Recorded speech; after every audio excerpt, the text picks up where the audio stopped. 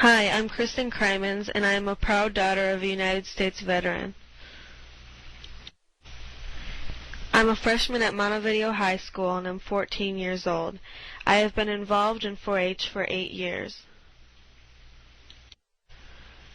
My dad served in Desert Storm with his little sister in 1991 and returned home about a month and a half before I was born.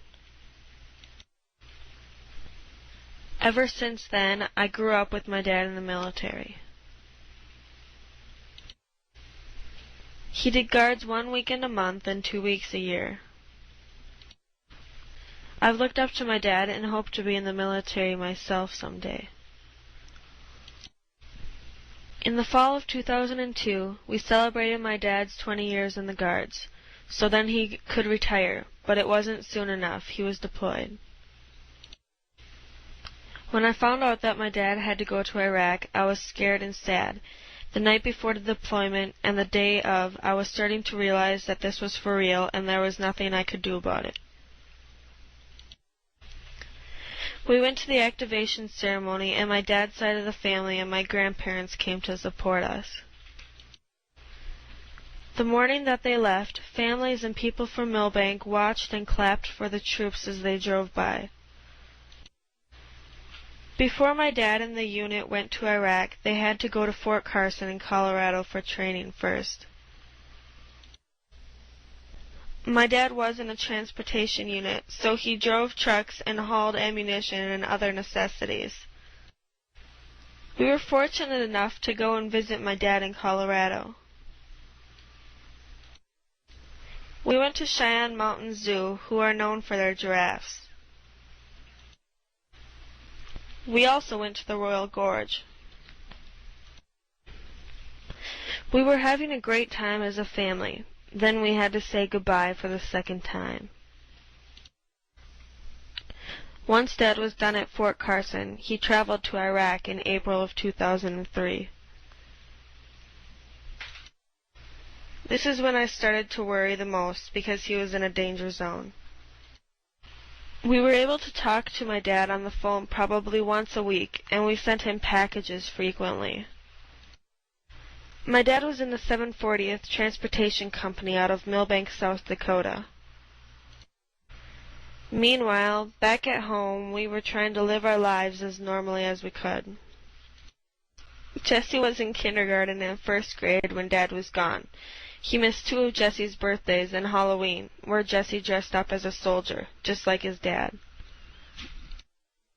Jesse had academic events, and his first year in wrestling, he was disappointed that his daddy couldn't be there. Joey was a 3rd and 4th grader when Dad was gone. He had favorite food review and the Prairie Fire play performance that Dad missed. Dad also missed Joey's first communion and when he won a fire safety poster contest. Dad missed my first day of 7th grade and my first year of jazz band. He also missed demonstration day for 4-H and when I participated in South Dakota National Guard Youth Summer Camp in Rapid City, South Dakota. Dad missed half of my 6th grade year and all of my 7th grade year. I had homework and only one parent to help. An extra responsibility was to help my brothers with their homework. We had a litter of puppies and had to take on extra chores. There were rabbits, cats, chickens, and other household chores too. My dad's civilian job is at UBC in Madison. The Madison community put up a display of flags for veterans. My family and UBC bought a flag dedicated to him that is put up on special occasions. Grandparents and family played a large role in helping us out. My grandparents live about an hour away and came almost every week to help us out with different things going on at home. Many family members also offered and provided support during the 18 months. They came to help us paint our house and garage. Neighbors also offered and came to help with different things, such as mowing the lawn and clearing snow out of the driveway. Friends provided support too. Although they didn't always know what to say or do, they would help out any way that they could. Some kids at my school didn't even know that my dad was in Iraq, or it seemed like the ones that did know forgot. I had one friend that I could somewhat relate to because her dad died when she was in first grade. We were fortunate enough to see my dad again during his deployment. He was able to come in October 2003 on a 10-day leave. We tried to make up for as much time as we could. It was great having him home. I was so happy to see him and wanted to spend as much time with him as possible. We were even able to skip some school. And for the third time, we had to say goodbye. After goodbyes, life resumed again. Papa and Grandma came to our house for Christmas because they thought it would be a little depressing around our house at that time. Over the time Dad was gone, he missed 2 of my birthdays. Look at the transformation. I was growing up. He also missed my first year in sports. But I knew that if he were at home, he would have tried his hardest to make it to every one of my meets or games. Dad missed my 16 stitches. I was a little disappointed that he wasn't there to comfort me in my time of need. He also missed my first dog. My former and favorite teacher, Mr. Vick, was very supportive, and I talked to him about it almost every day. The day finally came when my dad was to return home. You'd think that before I saw my dad, I'd be extremely excited.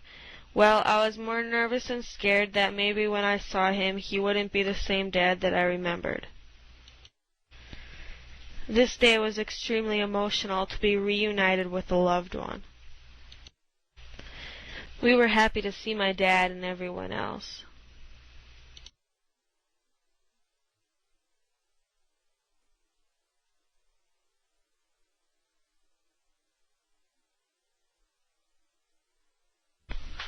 There was a parade with everyone who served and their families too.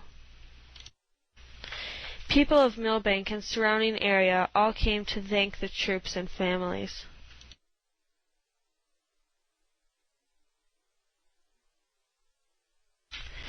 My dad and his brother Tom are very close, and we're also happy to be reacquainted with one another. My Uncle Tom is an officer in the South Dakota National Guard and was not deployed. He struggled with having his younger brother serve while he did not have to. After a while, we were able to live as a family again. Lucky for me, my dad didn't change. He was as I remembered him. My dad is now retired from the Guards with 22.5 years of service. After Dad returned home, he shared his experience with local community groups. In my 8th grade year, I wrote a paper for English in the Kiwanis Club about how I would spend a $100 donation. I was selected to receive the $100, and then I asked for more donations from local clubs and organizations. I ended up raising close to $1,000. The planning for the project took me from November 2003 to April 2004, but there was only one day for scrapbooking. I am pleased to be part of the Minnesota Operation Military Kids team because I know I can make a difference and I know what it is like having a parent deployed. Thank you.